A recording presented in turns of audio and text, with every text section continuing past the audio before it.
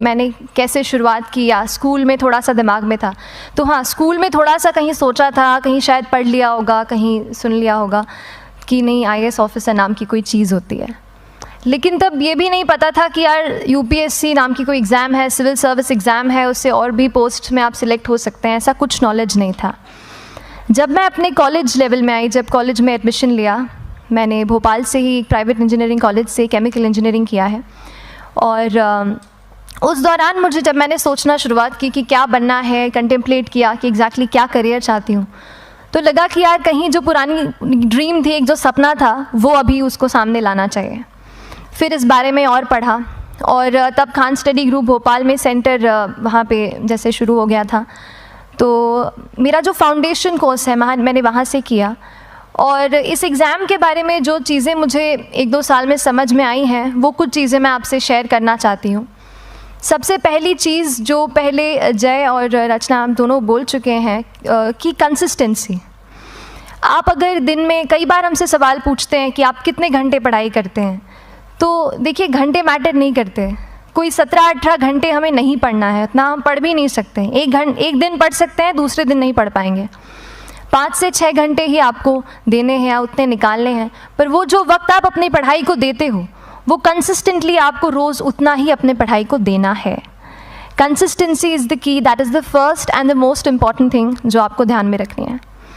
दूसरी चीज़ इस एग्ज़ाम में मुझे लगता है इक्वली इम्पॉर्टेंट है, क्योंकि ये जर्नी लंबी होती है। जैसे एग्ज़ाम ही 1 साल तक चलती है, आप प्रीलिम्स देते हैं, फिर आप मेंस देते हैं, आप इंटरव्यू में जाते हैं पर्सनालिटी टेस्ट के लिए, तो एग्ज़ाम 1 साल तक खुद चलती है। उसके पहले मान लीजिए आप 1-1.5-2 साल पहले से प्रिपेयर कर रहे हो, तो ये जर्नी काफ़ी लंबी रहती है। उस जर्नी में मेंटली अपने आप को मोटिवेट रखना, अपने आप को बूस्ट करते रहना, वो भी इक्वली इम्पॉर्टेंट है।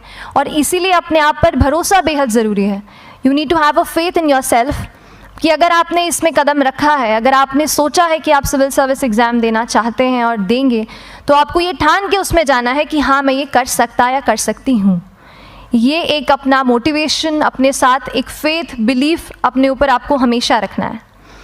कमिंग टू प्रेपरेशन की कैसे तैयारी करनी है, बहुत सारी बातें आप सुन चुके हैं कि आंसर राइटिंग में कैसे करना होता है, आंसर राइटिंग का स्ट्रक्चर कैसा होना चाहिए। तो मैं शुरू में सबसे पहले ये कहूँगी कि मेरे प्रिपरेशन का बेस 2 चीज़ें रहीं। पहला था करंट अफेयर्स। करंट अफेयर्स इसलिए मैंने उसको उसी से शुरुआत की क्योंकि करंट अफेयर्स सबसे इंटरेस्टिंग पार्ट होता है।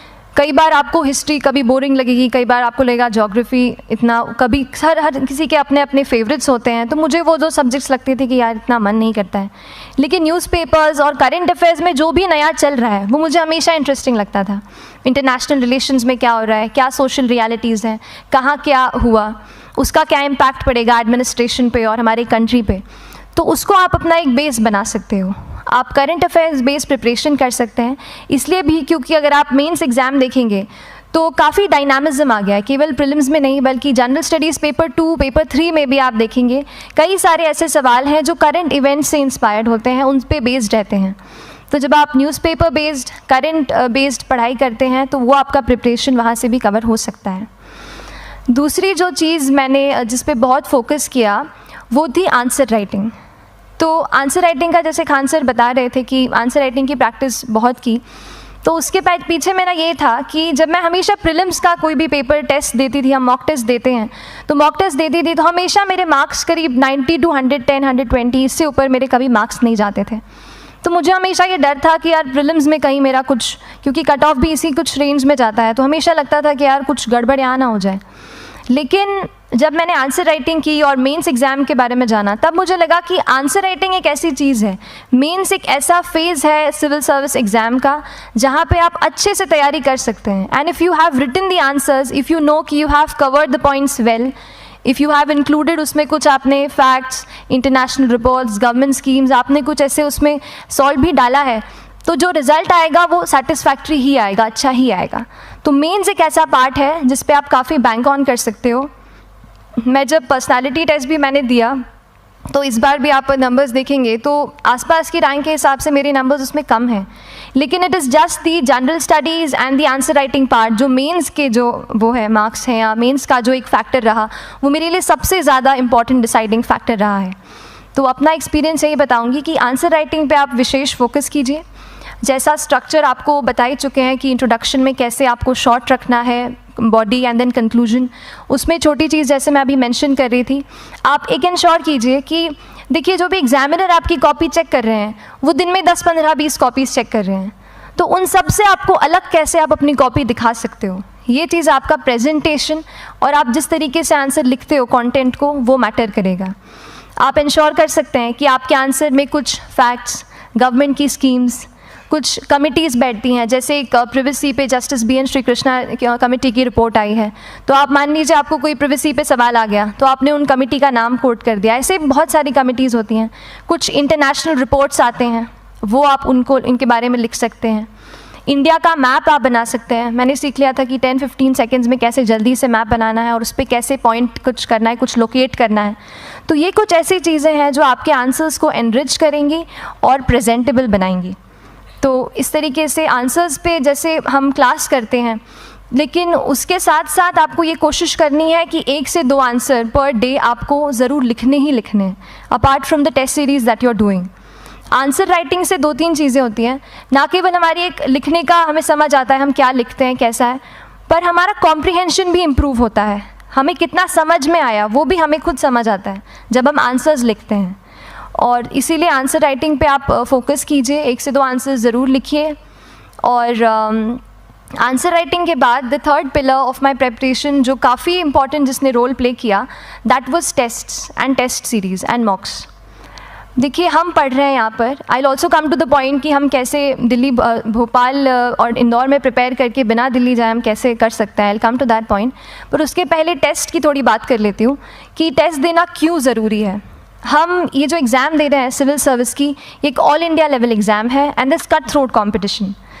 तो उसके लिए आप केवल पढ़ते रहें, सारी बुक्स, मटेरियल्स, स्टैंडर्ड ये करंट का सब पढ़ लें, लेकिन अगर आप ये नहीं जज कर पाए कि आपका क्या लेवल है at an all India level, तो चीज़ें समझ में आप नहीं, मतलब आप आगे नहीं बढ़ पाएंगे या सही डायरेक्शन नहीं पकड़ पाएंगे। तो इसलिए आप टेस्ट से घबराइए मत। कई बार टेस्ट का इनर्शिया होता है, ऐसे लगता है कि जब तक पूरा सिलेबस कंप्लीट नहीं कर लूँ तब तक टेस्ट नहीं दूंगा, लेकिन सच में बात ये होती है कि जब तक हम GS के मतलब पेपर देने अंदर भी घुसते हैं ना, तब भी उस सेकंड पे लग रहा होता है कि कुछ छूट गया है हमारा। तो ये चीज़ होगी ही, इसीलिए ये मैं कभी मत सोचिए कि जब तक पूरा सिलेबस नहीं कर लूँ टेस्ट नहीं दूंगा। जैसे आपका एक थोड़ा बेस बन जाता है प्रिपरेशन का, आप टेस्ट दीजिए, चाहे वो प्रीलिम्स का MCQ का टेस्ट हो या मेंस का राइटिंग स्किल की प्रैक्टिस हो, टेस्ट पे आप फोकस कीजिए। उसके बाद टेस्ट केवल देने के लिए नहीं देना है, उसको एनालाइज भी अच्छे से करना है। When you get the answer hints, when you get the answer keys, analyse properly कि आपकी क्या गलती हुई है और उससे भी सीखने की कोशिश कीजिए कि क्या कुछ नया मुझे इस टेस्ट पेपर से या इस आंसर कॉपी से मिल सकता है। तो इस तरह से टेस्ट पे भी आप फोकस कीजिए। And I will come lastly to the point कि जब मैंने प्रिपरेशन शुरू की थी अपने कॉलेज के 2nd ईयर 3rd ईयर आते आते, तो मन में बहुत सारे फियर्स थे। मैं भी एक नॉर्मल फैमिली से हूँ, मेरे फैमिली में किसी ने आज तक सिविल सर्विस का पेपर भी नहीं लिखा था, तो मन में बहुत सारे फियर्स थे, डाउट्स थे, क्या होगा, कैसे होगा। तो हो सकता है आपके मन में भी ऐसा हो। और हम जैसे यहाँ रहते हैं, हम सोचते हैं कि दिल्ली जाना तो सबसे ज़रूरी है, उसके बिना तो ये एग्ज़ाम हो ही नहीं सकती। तो उस पर मैं एक चीज़ बताना चाहूँगी कि जैसे KSG जैसे इंस्टीट्यूट हैं, जो फैकल्टी भी हमें वही मिलती है जो दिल्ली में पढ़ा रहे हैं, तो ये एक बहुत पॉजिटिव पॉइंट है कि क्वालिटी का कोई दिक्कत नहीं आएगी। बस एक चीज़ है, आप ज्वाइन करते हैं class, that will only provide you a direction. वो आपका रास्ता दिखा सकते हैं आपको कि इस रास्ते पर आपको चलना है, लेकिन चलना उस रास्ते पे आपको खुद है। You have to work on your own. कभी ये मत सोचिए कि मैं वहाँ नहीं जा पा रहा हूँ तो नहीं हो सकता, यहाँ है, तो हम एक्सक्यूज़ेस बनाते हैं। कई बार चैलेंजेस आते हैं। तो मैंने कॉलेज के साथ प्रिपरेशन की, तो उसमें भी काफ़ी दिक्कत आती थी। कभी कभार कॉलेज की एग्ज़ाम होती थी तो इसमें मैं अपना उतना वक्त नहीं दे पाती थी। तो उस मोमेंट पे फिर प्लानिंग ने मुझे बहुत हेल्प किया कि हम किस तरीके से अपने कॉलेज के एग्ज़ाम के लिए प्लान कर लें। जैसे मैंने इंजीनियरिंग की है और मुझे पता है कि हम इंजीनियर्स 1 महीने से ज़्यादा पहले से पढ़ते नहीं हैं। पढ़ते हैं क्या? तो वो चीज़ आप ध्यान रख सकते हो, उसको अपना स्ट्रॉन्ग पॉइंट बना सकते हो। 1 से 1.5 महीना जब exam is approaching, I use to plan my entire syllabus का प्रिंट आउट निकाल के I use to make my notes, उस तरीके से उसको मैं उसको संभाल लेती थी। तो whenever you are managing those things together, focus on planning, किस तरीके से आप एक माइक्रो प्लान बनाएं, अपना डेली एक प्लान बनाएं, वीकली टारगेट सेट करें और एक ब्रॉड विजन दिमाग में रखें कि ब्रॉडली आप मंथ्स में क्या कवर करने वाले हैं। अगर आप प्लानिंग अच्छे से करते हैं तो ज़्यादातर पोर्शन आपका वहीं से कवर हो जाता है। और